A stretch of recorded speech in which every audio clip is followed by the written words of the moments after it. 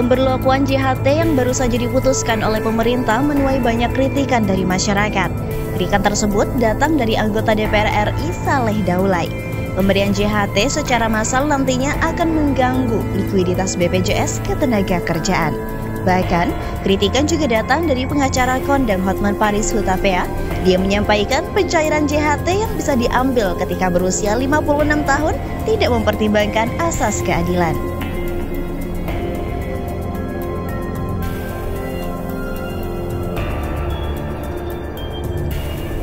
Dilansir dari demokrasi.id, belum lama ini Menteri Ketenagakerjaan Ida Fauzia mengumumkan bahwa jaminan hari tua atau JHT baru bisa dicairkan pada usia 56 tahun.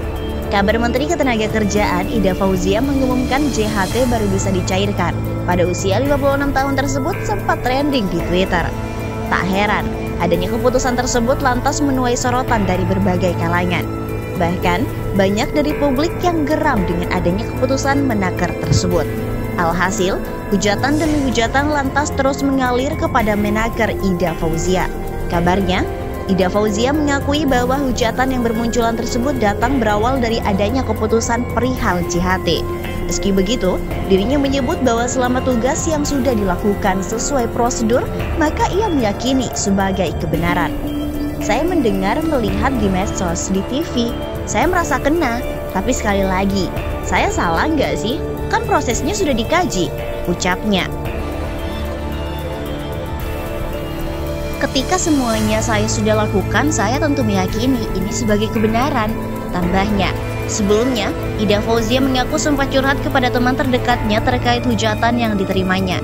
Ketika melakukan sesi curhat dengan teman terdekatnya, Ida Fauzia menuturkan bahwa ia dinasehati untuk tidak perlu khawatir jika kebijakan JHT tersebut memang sudah dilakukan sesuai prosedur yang ada. Lebih temannya mengungkapkan bahwa Ida Fauzia sudah seharusnya persoalan hujatan yang diterimanya diserahkan kepada Allah Subhanahu wa Ta'ala.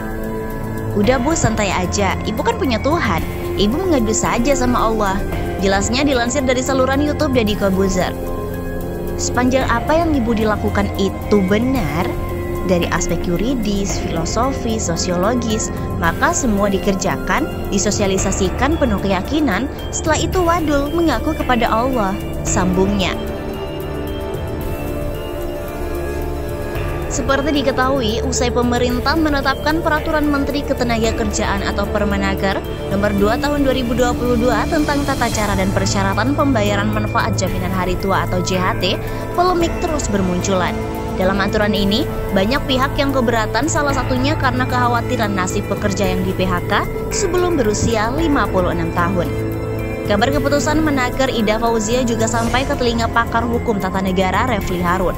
Refli Harun melihat jika JHT diibaratkan di negara maju sebagai jaminan sosial pada saat pekerja pensiun, namun di Indonesia berbeda. JHT di Indonesia dengan negara maju jumlahnya berbeda. Mungkin kalau di negara maju alasannya adalah ya biar ketika mereka tua, mereka punya yang namanya social security ya, punya jaminan sosial yang baik. Unfortunately di Indonesia tidak seperti itu, ucapnya. Karena kalau orang sudah pensiun dan hanya memanfaatkan pendapatan jaminan hari tua, barangkali dia tidak bisa apa-apa juga dengan uang yang ada. Apalagi kalau dia buruh atau pekerja golongan menengah ke bawah, sementara usia sudah tidak kompetitif lagi. Atau kalau dia mau pindah haluan bekerja, dia sudah tidak kompetitif lagi. Tambahnya, dirinya lantas mendesak pemerintah untuk tidak menghambat pencairan JHT. Karena itu, menurut saya it doesn't make sense ya untuk menghambat pencairan JHT, ungkapnya.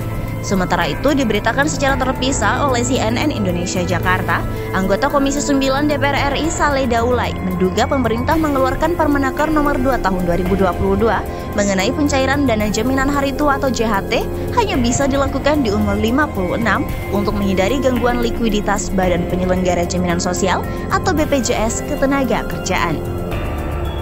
Sebetulnya, JHT ini kan ditarik banyak nih, dari 2020 hingga 2021. Bahkan sampai hari ini, itu penarikan JHT masih banyak. Lalu, ini karena banyak yang diambil dan ditarik, itu kan tentu akan mengganggu likuiditas di BPJS Ketenagakerjaan.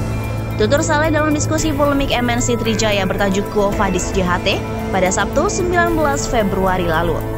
Menurut Saleh, dana yang diinvestasikan ke dalam JHT sekarang berupa surat utang negara tidak bisa langsung dicabut secara massal karena dapat mengganggu aliran investasi yang ada di BPJS. Tujuannya, supaya dana yang terkumpul tidak berkurang. Terkait dengan jaminan kehilangan pekerjaan atau JKP, Saleh menjelaskan uang yang digunakan untuk program JKP juga pada akhirnya akan datang dari dana yang ada di BPJS. Sekarang itu ada lagi namanya JKP, jaminan kehilangan pekerjaan. Uangnya dari mana dapatnya? Tetap dari BPJS itu, dari uang di dalam lingkaran itu, kata dia.